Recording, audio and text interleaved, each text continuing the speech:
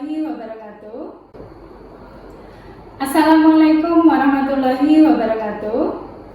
Perkenalkan, saya Agustin Budi Arini, mahasiswa PPG dalam jabatan kategori 2, bidang studi Teknik Kimia, LPTK Universitas Pendidikan Indonesia, nomor induk mahasiswa 2213776. Pada hari ini, Rabu 14 Desember 2022, akan mempersembahkan video uji kinerja praktek pembelajaran pada mata pelajaran analisis kimia instrumentasi pada KD menerapkan analisis spektrofotometri subpokok materi penentuan kadar besi 3 dalam sampel air dengan menggunakan spektrofotometri UV-Vis.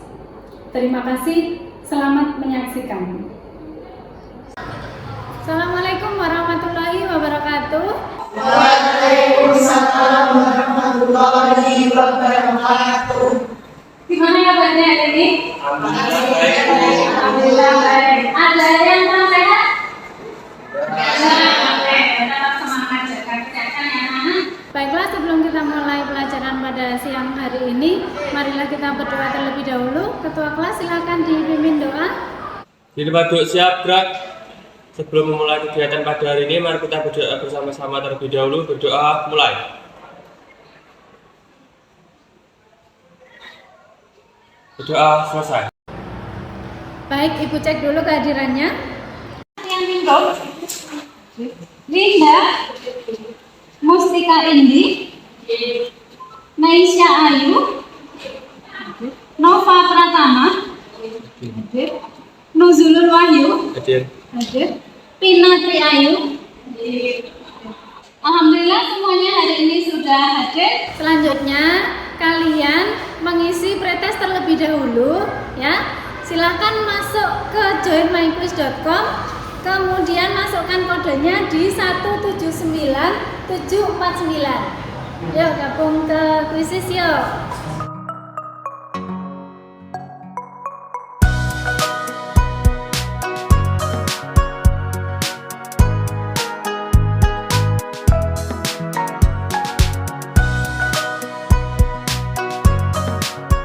Baik, pretestnya sudah selesai dikerjakan semua, sudah mendapatkan nilai lebih dari 50%. Semoga nanti ketika kalian post test nilainya sudah melebihi dari KKM.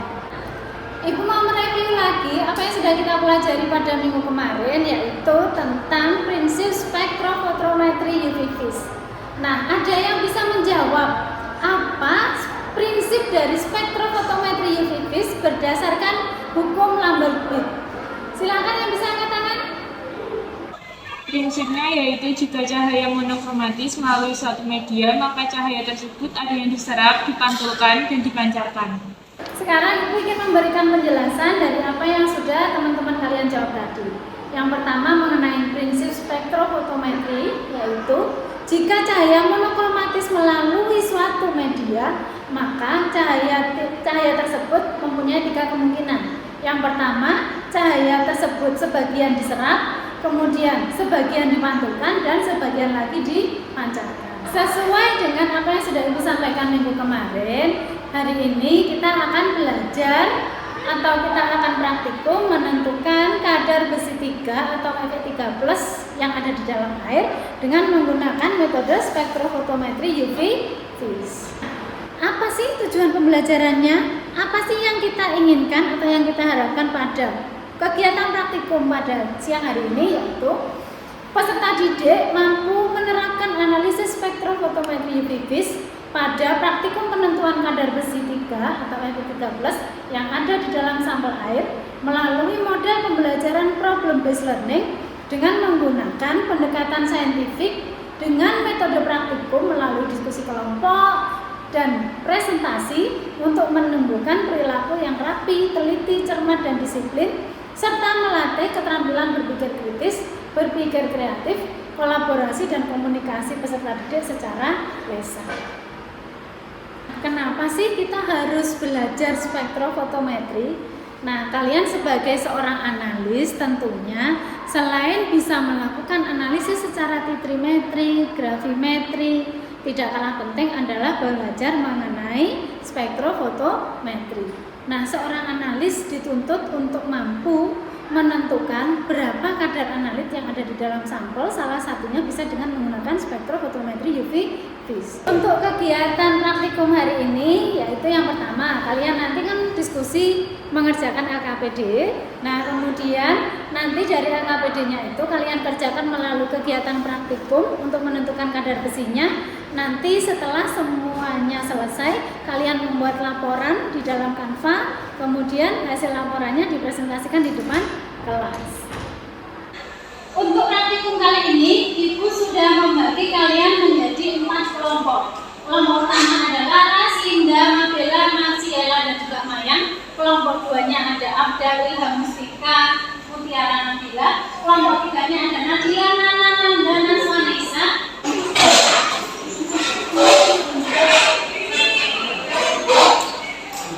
Nah, sekarang dicek LKPD-nya ya. Kita lihat pada halaman kedua, fase 1 orientasi masalah. Sekarang di halaman 2 itu ada artikel tentang bagaimana sumber airmu, yakinkah kandungan besinya sudah aman. Nah, silakan baca dulu dan pahami artikelnya. Kemudian dari artikel tersebut, masing-masing kelompok silakan merumuskan masalah dari artikel yang sudah kalian baca, ya, sehingga nanti ada masalah dari kelompok 1, kelompok 2, kelompok 3, dan kelompok 4.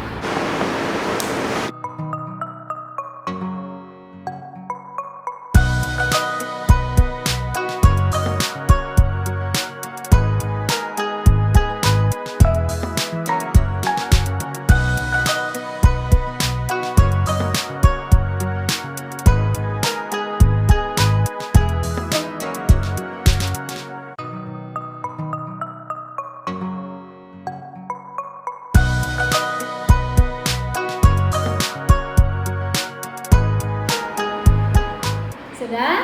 Nah, sekarang kalian akan memulai untuk melakukan kegiatan praktikum. Akan tetapi sebelum dimulai, Ibu sampaikan dulu, ada K3 yang harus kalian terapkan selama proses praktikum nanti. Ya, yang pertama adalah masalah safety atau APD terlebih dahulu. Ya, yang pertama APD-nya pakai jas laboratorium, kemudian nanti silakan semuanya menggunakan sarung tangan karena kita bekerja dengan reagen-reagen kimia yang berbahaya dan korosif bagi tangan kita.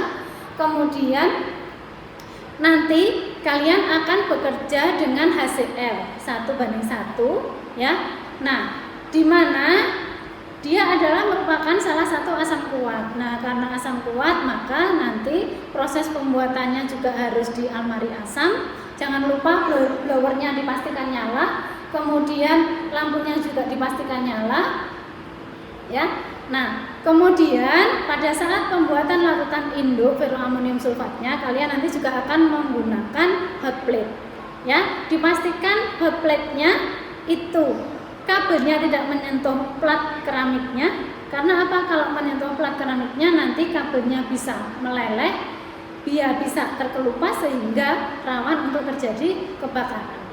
Ya. Nah, kemudian nanti kalian juga banyak menggunakan peralatan gelas, mulai dari pipet, kemudian mulai dari labu ukur, kemudian ada gelas piala. Nah, cek dulu, pastikan dulu bahwa alat-alat tersebut kondisinya baik, tidak ada retakan atau juga tidak ada yang pecah. Nah, kemudian selama proses praktikum hati-hati jangan sampai nanti kalian ada yang memecahkan alat karena keteledoran kalian sendiri, ya. Hati-hati. Nah, kemudian jika ada alat yang pecah, segera lapor ke laboran. Kalau memang nanti laborannya nggak ada, bisa langsung ke saya, gitu ya. Jadi semua K3 harus kita terapkan selama proses kegiatan praktikum ini berlangsung. Nah, baiklah, silakan dimulai. Gunakan APD terlebih dahulu.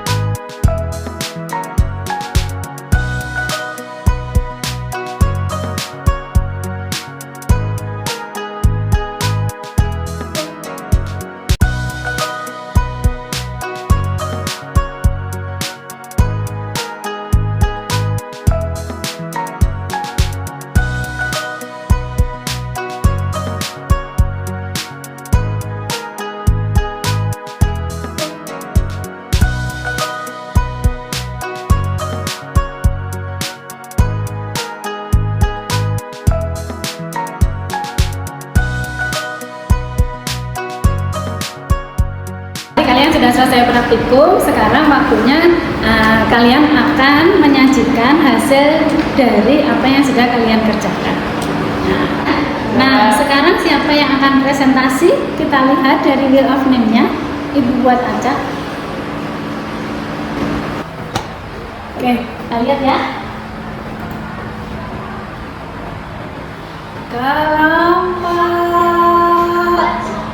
2.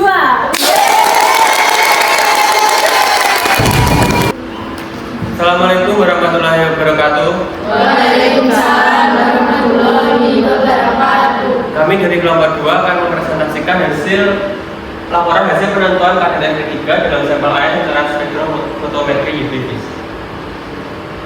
Nah, anggota kelompok kami terdiri dari Mustika Indri Aulia absen 8, Nabila Meisa absen 10, Novianti Eka absen 18, Nurul Wahyu absen 20, dan Nadia Fatia absen 29.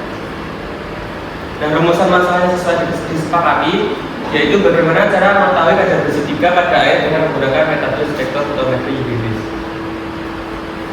Data hasil percobaan kami terdiri dari grafik persamaan linear, konsentrasi Fe3+, dan dari persamaan linear dan kadar Fe3+ dalam sampel.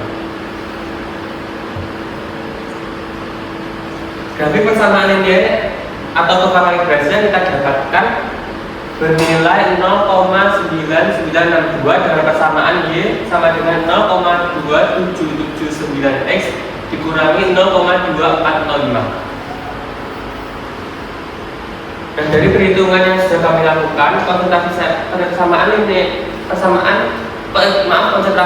dari persamaan linear yang kami dapat adalah 2,0902. Sedangkan konsentrasi Fe3+ dikalikan setelah pengenceran mendapatkan hasil 10,451. Jadi kadar Fe3+ dalam sampel yang kita peroleh adalah 10,451 ppm.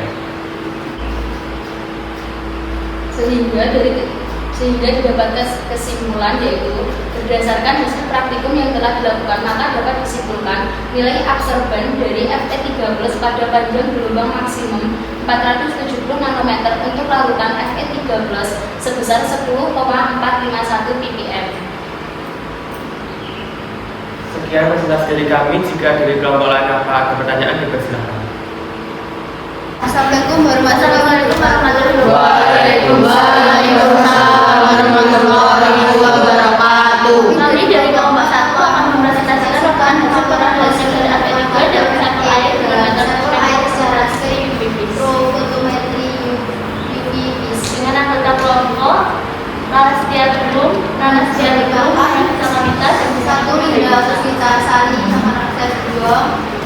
Mas Randona Dini, Rumusan yaitu bagaimana cara menentukan kadar besi 3 dengan menggunakan spektrofotometri UV-Vis.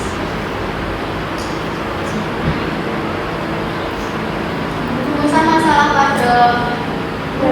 yang dilihat oleh kelompok adalah bagaimana cara mengetahui kadar besi pada air dengan menggunakan metode spektrofotometri UV-Vis.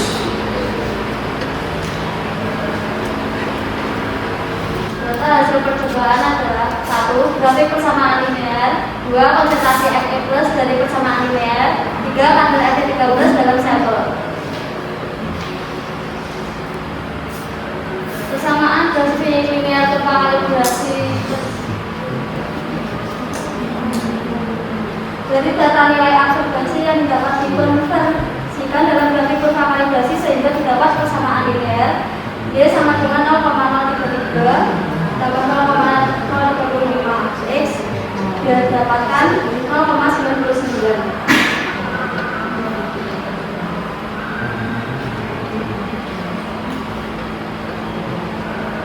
Perhitungan konsentrasi sampel. Didapatkan konsentrasi Fe3+ dikalikan faktor pengenceran dengan 14,0968 ppm.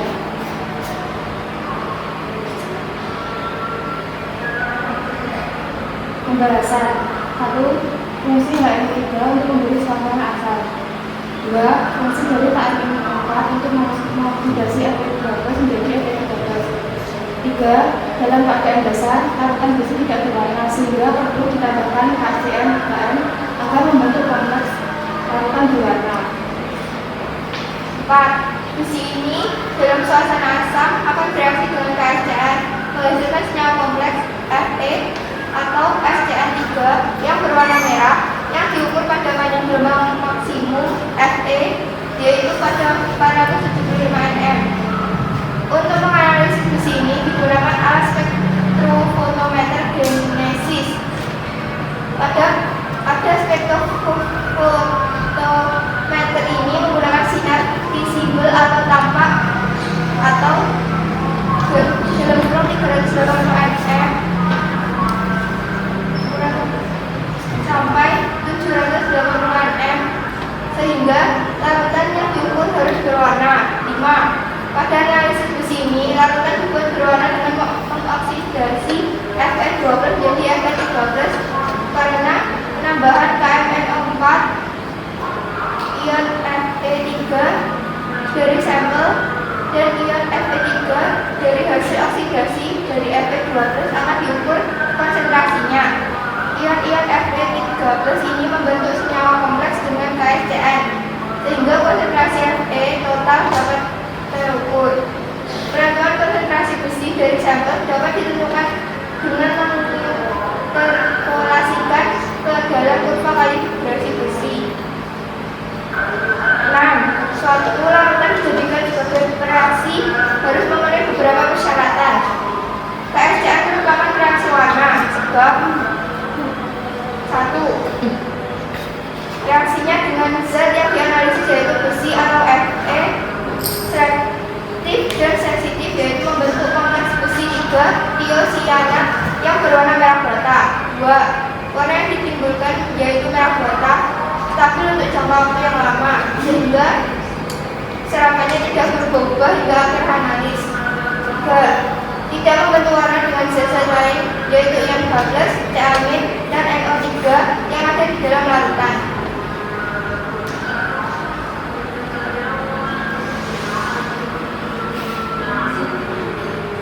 Kesimpulan, berdasarkan hasil praktikum yang telah dilakukan maka dapat kesimpulan nilai absorban dari Fe13 pada panjang gelombang maksimum 470 nanometer untuk larutan Fe13 sebesar 14,096 ppm.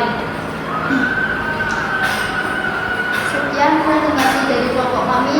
Bila ingin bertanya dipersilakan.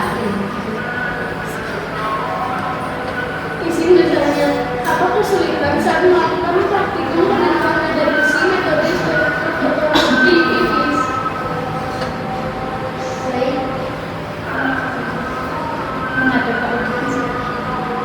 Menjawab pertanyaan dari Putri Saila.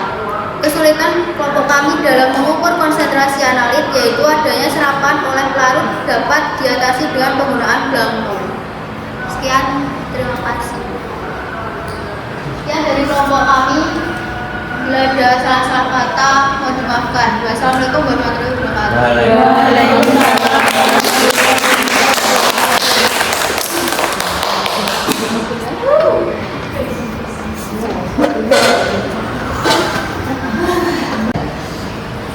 Berikutnya, tadi sudah selesai presentasi semua. Sekarang kita coba analisis dan juga kita evaluasi hasil dari proses penyelesaian masalah dari yang sudah kalian berikan tadi.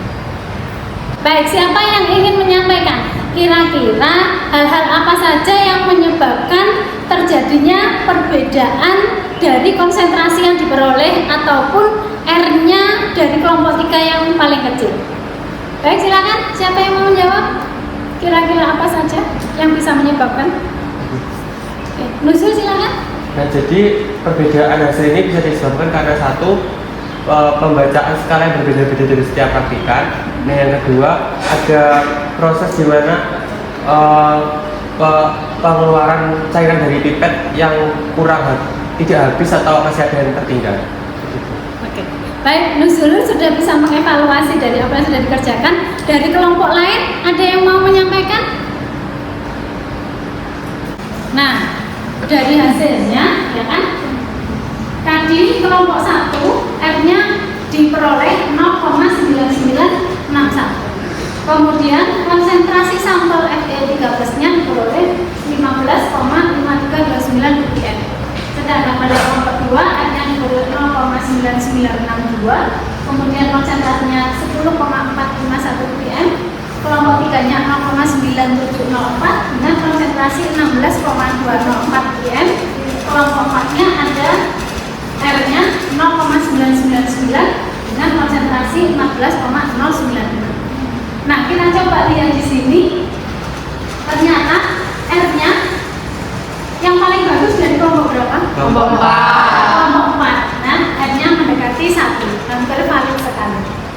Kemudian setelah kelompok 4 ada kelompok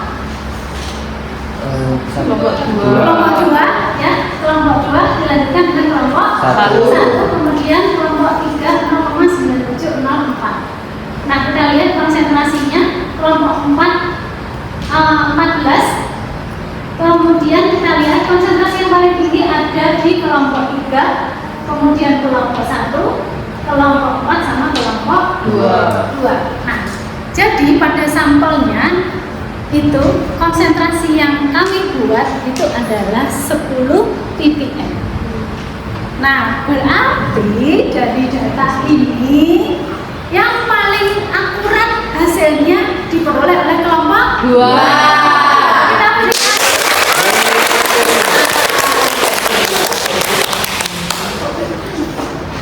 Nah, ya. Jadi mungkin bisa. Nah, kelompok 2 hasilnya sudah mendekati real dengan sampel yang sudah kita buat konsentrasinya. Nah, dari hasil ini kita akan menyimpulkan ya. Menyimpulkan berarti konsentrasi pada sampel itu seharusnya ada di 10 ppm. Nah, kenapa hasilnya tidak sama? Kita coba analisis. Kira-kira apa saja yang menyebabkan hasilnya itu sangat berbeda sekali?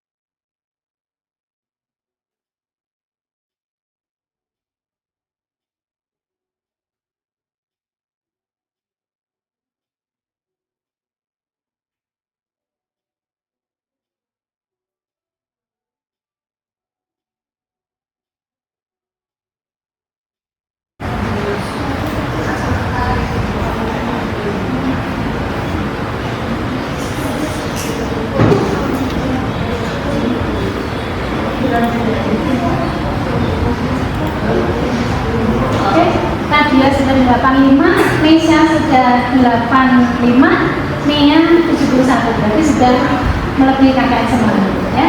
Baik, jadi pembelajaran hari ini sudah tuntas. Yang untuk pengayaan sudah selesai? Yang nomor 1 jawabannya berapa, Ben? 6. Oke, betul. Kemudian yang nomor 2-nya? 14 cm. Itu ya. Nah, oke, sudah betul semuanya.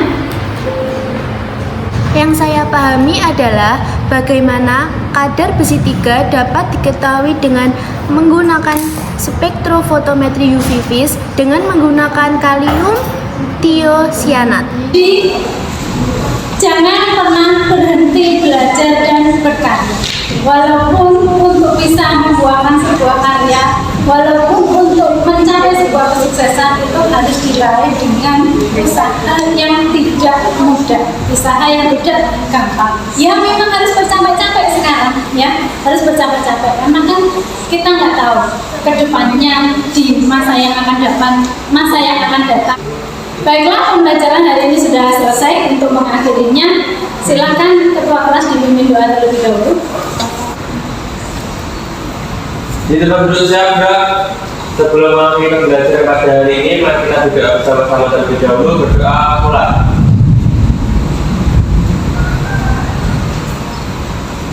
Berdoa selesai. Baiklah, saya mohon maaf jika ada kata-kata atau sikap saya yang kurang berkenan. Wabillahi taufiq wal hidayah. Wassalamualaikum warahmatullahi